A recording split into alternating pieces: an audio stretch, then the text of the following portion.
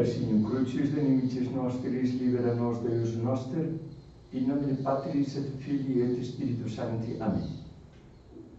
Meu Senhor e meu Deus, creio firmemente que estás aqui, que me vês, que me ouves. Adoro-te com profunda reverência.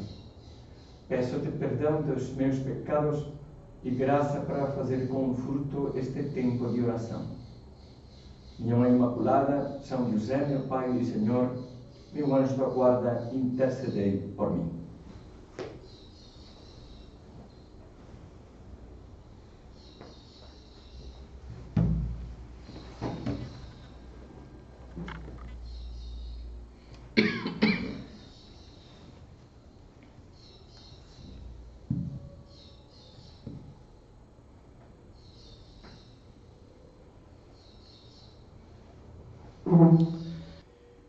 Na Semana Santa recitávamos como pano de fundo aquelas palavras da Epístola de São Paulo aos Filipenses que resumem os acontecimentos do Tríduo Pascal. Cristo se fez obediente por nós até a morte e morte de cruz. E por isso Deus o exaltou e lhe deu um nome que está acima de todo nome. Nas meditações anteriores, nós passávamos, refletíamos sobre a última ceia, a oração no horto, a paixão de Cristo. Essa primeira parte das palavras de São Paulo, a humilhação.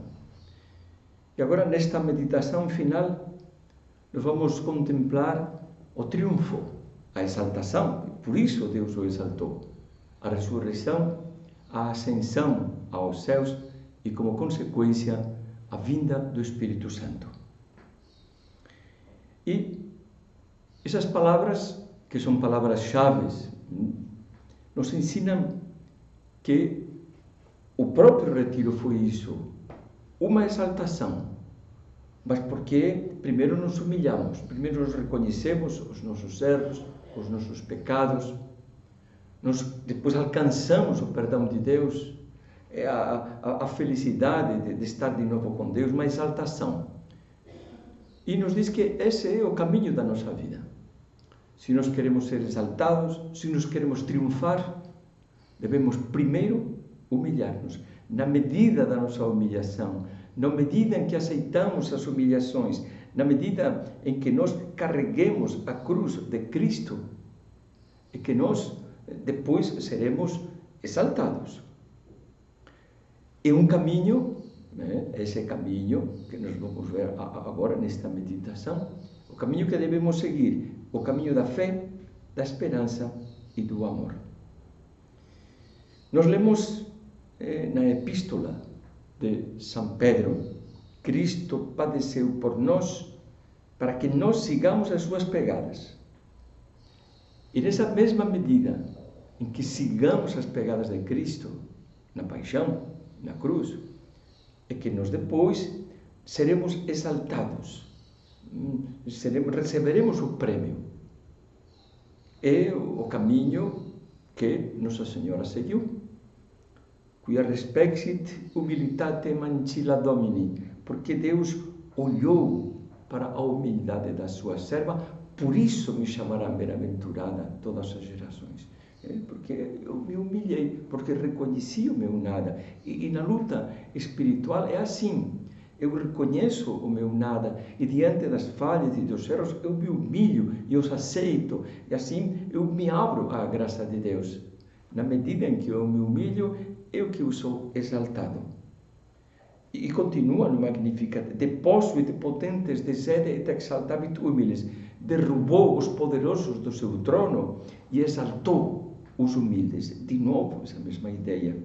Então nós vamos pedir, agora que já estamos terminando o retiro, de volta a essa vida mais ou menos normal, que nós saibamos trilhar esse caminho pela humilhação, dizia nosso Padre, até a exaltação. Pela humilhação da cruz, à glória da ressurreição. É assim. É o que nós vemos nos santos. É que nós vemos até os santos que são humilhados, que são perseguidos, que são desprezados.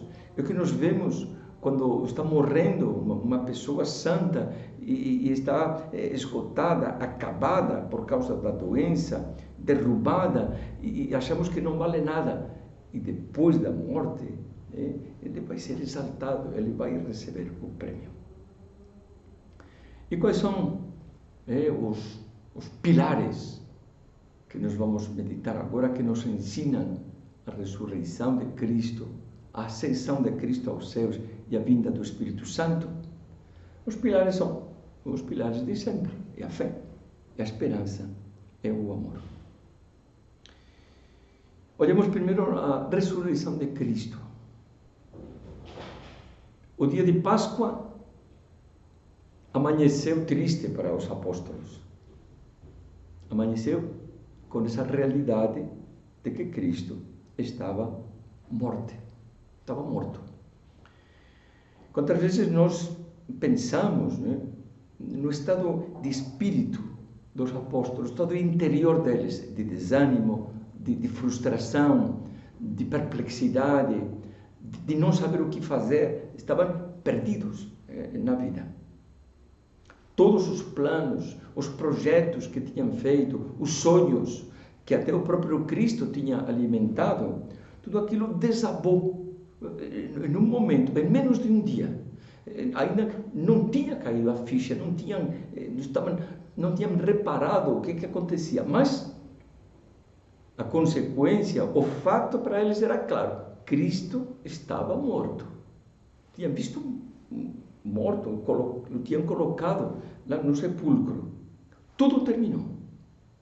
Com isso, se queremos resumir em poucas palavras, à luz da fé, que era antes uma fé aparentemente viva, aparentemente poderosa, uma luz potente, tinha desaparecido. Já não acreditavam mais. Não entendem como aquele que ressuscitava os mortos, aquele que tinha poder sobre as forças da natureza, detinha os ventos, mandava parar a chuva, aquele que de repente multiplicava os pães e os peixes, aquele que devolvia a vista aos cegos, tinha um domínio completo, era Deus. De repente estava morto.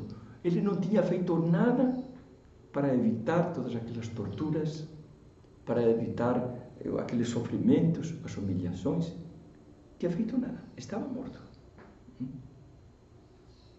Não tinha mais fé, não acreditava. É isso que aparece na atitude dos discípulos de Emaús.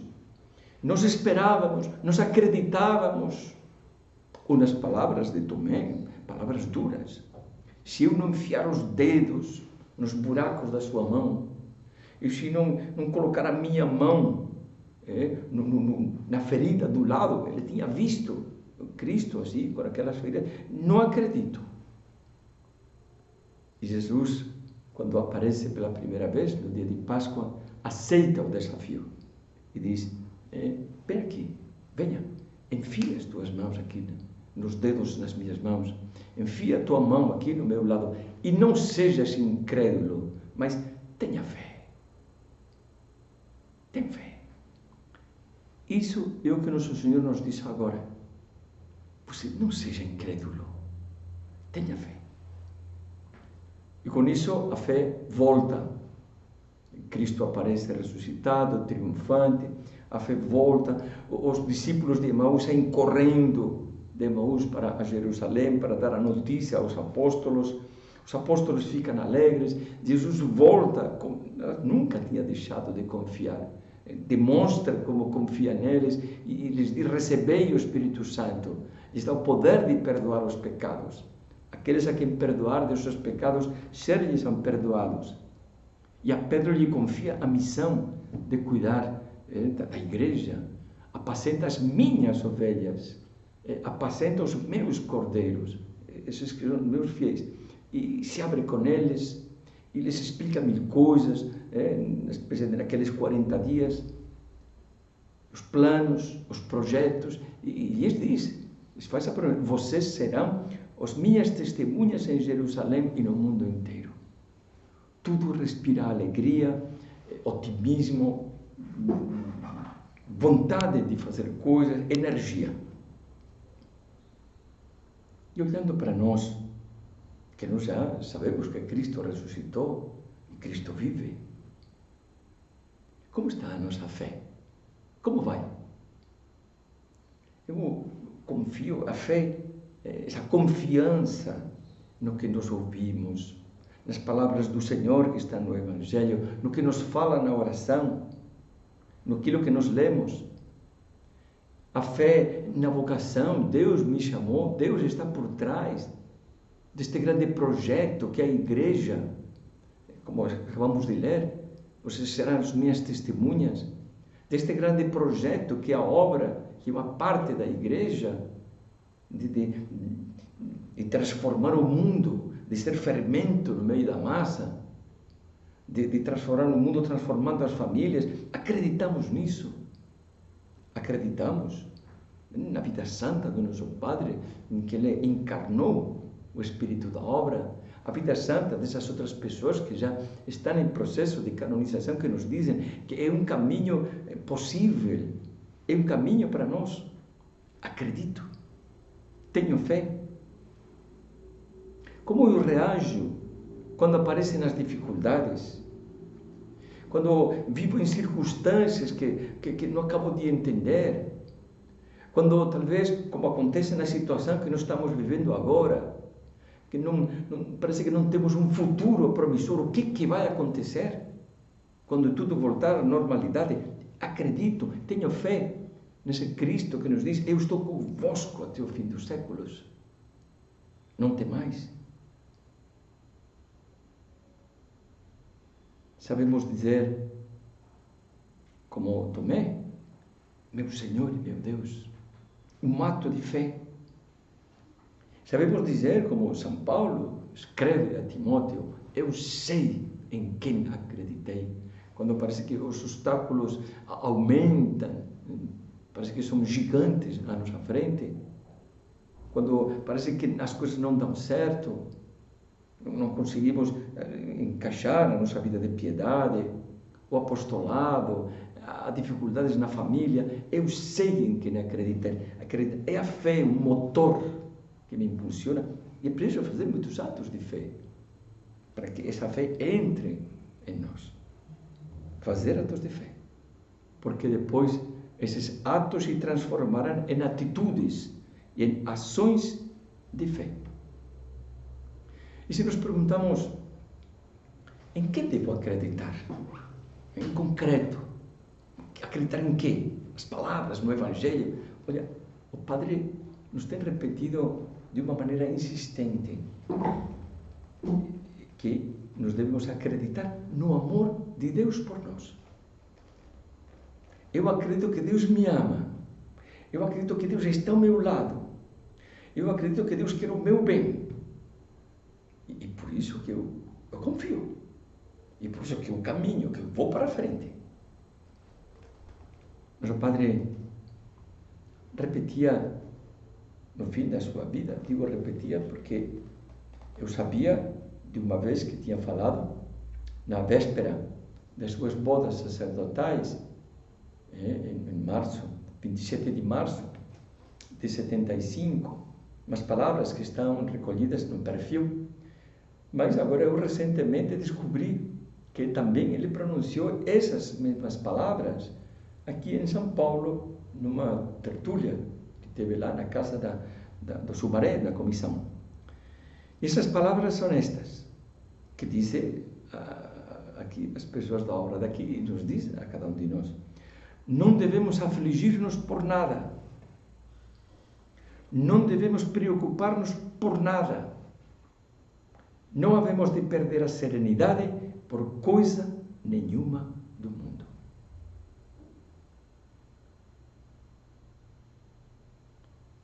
Tudo isso é consequência da fé, da confiança em Deus, que é um apoio firme para a nossa vida. Depois de 40 dias, Jesus convivendo com os apóstolos, Jesus sobe aos céus, em corpo e alma, diante da perplexidade dos apóstolos. Já lhes tinha dito, convém que eu vá, eu volto para o Pai.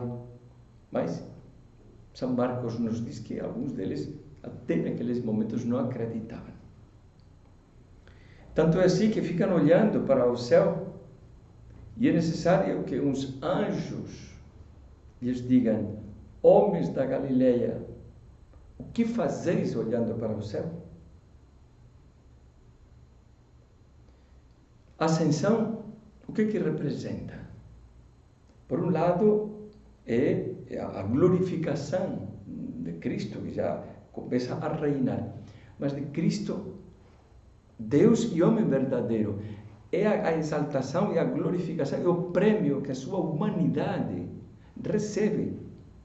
Essa natureza humana, a sua alma, o seu corpo, a sua inteligência, os sentimentos, os afetos, o coração, tudo isso que eu tinha acompanhado nesta vida, tudo isso que foi um perfeito instrumento para a sua divindade, para conseguir a redenção.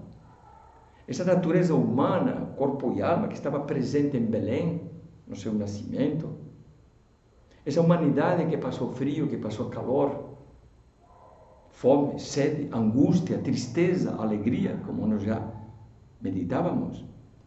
Essa humanidade que compartilhou com a divindade, se bem que não se podem separar, e esse é o mistério da união hipostática, mas que compartilhou todos os momentos da sua vida, está também no céu e permanecerá para sempre. Cristo quer premiar essa fiel companheira. Não é a humanidade uma espécie de um instrumento, algo que uma ferramenta que eu utilizei, serviu e agora deixo de lado. Não descartou.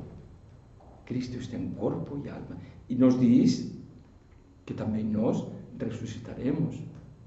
Que a nossa humanidade, que os nossos afetos, que a nossa inteligência, que o nosso corpo devem ajudar-nos também a percorrer esse caminho da santidade. Que não nos santificamos só com a alma, santificamos com o corpo e com a alma. É um apelo à nossa esperança. Nossa esperança, Ele ressuscitou, nós ressuscitaremos. Ele subiu aos céus, nós também. Iremos, porque, como tinha dito na última ceia, eu vou preparar uma morada, para que vocês estejais também comigo. Mas, um segundo aspecto da ascensão é que Cristo continua conosco, não nos abandona. Eis que eu estarei convosco até o fim dos séculos. Ele tinha dito. E está conosco. Está conosco porque é cabeça da igreja, que é o seu corpo místico. E a cabeça e o corpo estão unidos, formando uma única entidade. Que é o corpo místico de Cristo, a igreja. E Cristo continua conosco de duas maneiras. Em primeiro lugar, sendo nos céus o nosso intercessor. Ele está nos céus, mas continua conosco. Ele intercede por nós. A Epístola aos Hebreus traz essas palavras que precisamente definem essa missão de Cristo. Este, Cristo, porque vive para sempre, possui um sacerdócio eterno. É por isso que lhe é possível levar a termo a salvação daqueles que por ele vão a Deus, porque vive sempre para interceder em seu favor. É por isso que ele pode levar a termo a salvação daqueles, nós, que estão se dirigindo a Deus, porque está no céu continuamente intercedendo por nós. Nós conhecemos o poder de Cristo aqui na terra. E Cristo continua com esse poder lá no céu.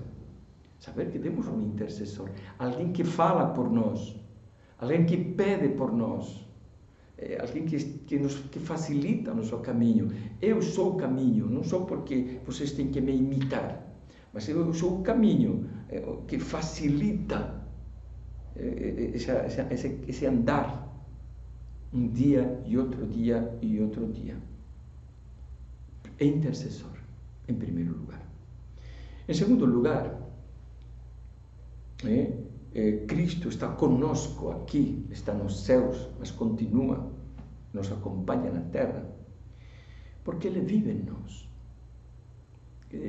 Isso aqui é algo comovente, impressionante.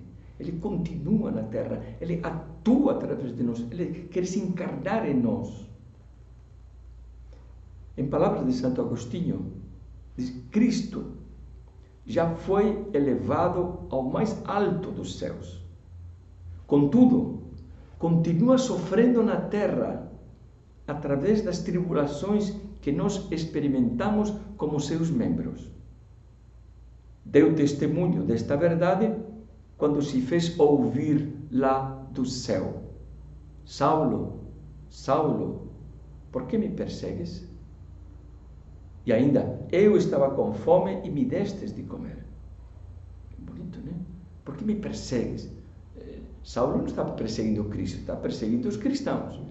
Mas Cristo era perseguido. Cristo está nas pessoas que sofrem. Cristo está no nosso sofrimento. Cristo é quem sofre. Cristo é quem passa mal. Então, nesses momentos de tribulação, de dor, de dificuldades, não podemos sentir-nos sozinhos, porque Cristo está sofrendo junto conosco. É bom ter em conta isso. E também é um outro aspecto, algo que nos abre a esperança. Se Cristo está conosco, quem poderá estar contra nós? Se é assim, essas palavras de Cristo, nossa esperança está bem fundamentada, como estava bem fundamentada a esperança de São Paulo, quando dizia: quem nos separará do amor de Cristo? A tribulação, a angústia, a perseguição, a fome, a nudez, o perigo, a espada. O que nos pode separar de Cristo, de Deus? Pois estou persuadido de que nem a morte, nem a vida, nem os anjos, nem os principados, nem o presente, nem o futuro, nem as potestades, nem as alturas, nem os abismos, nem outra qualquer criatura nos poderá apartar do amor que Deus nos testemunha em Cristo Jesus, nosso Deus. Nada nos pode separar desse amor que Deus nos testemunha em Cristo Jesus. Então, Cristo sobe aos céus, mas continua aqui conosco. E até poderíamos dizer uma terceira maneira de que eu estarei convosco, que é através do Espírito Santo. Eu vou, convém que eu vá, porque senão não virá o Espírito Santo. O Espírito Santo, que não é um substituto de Cristo, não é uma espécie de um vigário, não, é que o Espírito Santo é Deus. Quando Cristo diz, na última ceia: eu rogarei ao Pai e Ele vos dará outro Paráclito, outro defensor, para que fique eternamente convosco, porque permanecerá convosco e estará convosco. Não vos deixarei órfãos. Está dizendo que Ele vai mandar alguém que não é Ele, mas que é como Ele. É a terceira pessoa da Santíssima Trindade, é Deus. E completará os ensinamentos do Senhor. Mas o Paráclito, o Espírito Santo que o Pai enviará em meu nome, ensinar-vos a todas as coisas e vos recordará tudo o que vos tenho dito. É todo um mistério de amor muito grande. de pensar que esse Deus, que é Pai, Filho e Espírito Santo, esse Deus Pai que demonstra seu amor criando-nos, esse Deus Filho que demonstra o seu amor redimindo-nos, esse Deus Espírito Santo que demonstra seu amor santificando-nos. Mas é Deus, nas três pessoas. Não, é maravilhoso, né? Como lemos na consagração ao Espírito Santo, quando se dirige a Deus Pai e diz: Deus Pai, que em nome de Jesus Cristo nos enviastes o vosso Espírito Consolador, para que, santificando-nos, estivesse sempre conosco, eternamente. Está conosco. E qual é a missão do Espírito Santo? É santificar-nos. E o que significa santificar-nos? Significa identificar-nos com Cristo. O Espírito Santo é aquele que, nos conformando com Cristo, diz a consagração, com Ele nos identifica. Nós não poderíamos ser, nós somos um pedaço, um bloco de mármore. E nós nunca poderíamos nos transformar numa estátua, numa imagem de Cristo.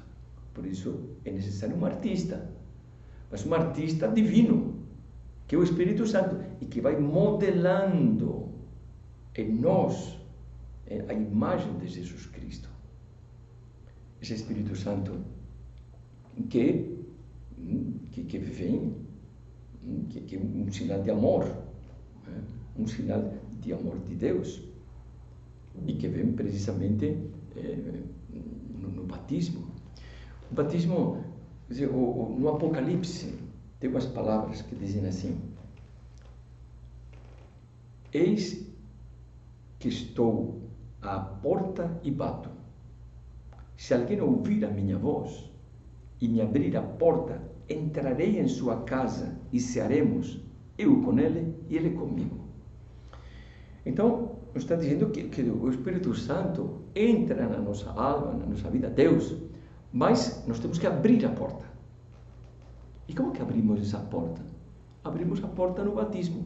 Quando nos batizamos, nós, como normalmente nós fomos batizados quando éramos crianças, a maior parte, nossos padrinhos abriram a alma. Isso ele está batendo. Nós abrimos, se abriu a alma no momento em que fomos batizados. E o Espírito Santo entrou. E aí começa essa inabitação. É o Espírito Santo que mora na nossa alma. Mas o Espírito Santo que é um dom, que é uma luz, como nos diz na festa de Pentecostes, luz, fogo, caridade. É uma ação de amor contínua. É o grande dom que recebemos de Deus. É o amor, é luz.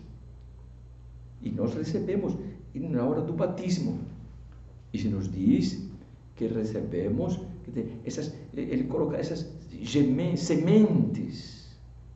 sementes das virtudes. E que depois com os nossos atos e com a sua graça vão crescendo. Mas não podemos perder de vista a presença do Espírito Santo. Não estamos sozinhos. Deus está conosco. E vós não sabeis que sois templos de Deus e que o Espírito Santo mora em vós. Não podemos perder isso de vista. Temos que aprender a olhar para dentro de nós.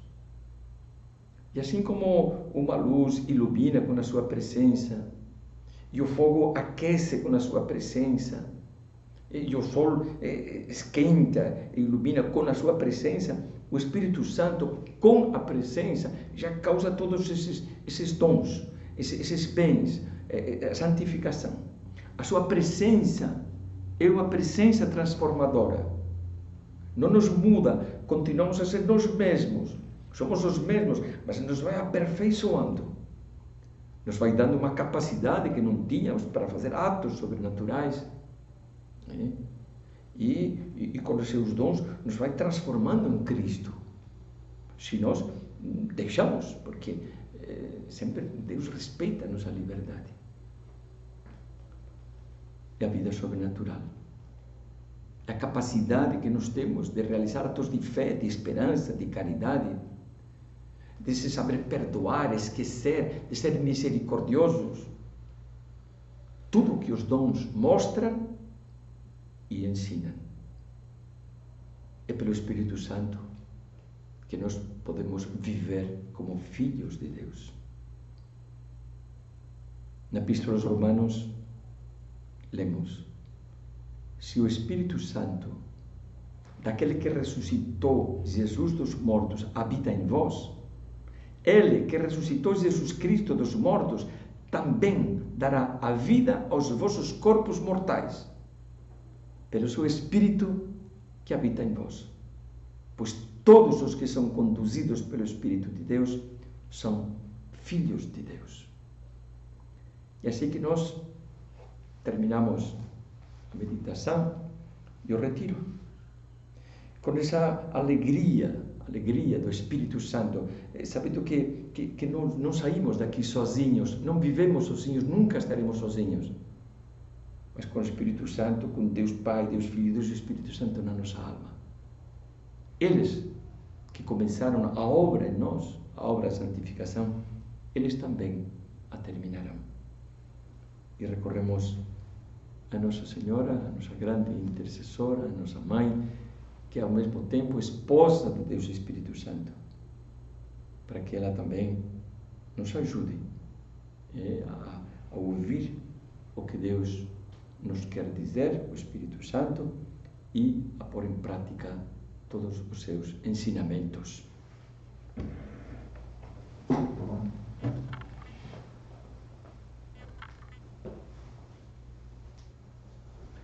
Dou-te graças, meu Deus, pelos bons propósitos, afetos e inspirações que me comunicaste nesta meditação. Peço-te ajuda para os pôr em prática. Minha Mãe Imaculada, São José, meu Pai e Senhor, meu anjo da guarda, intercedei por mim.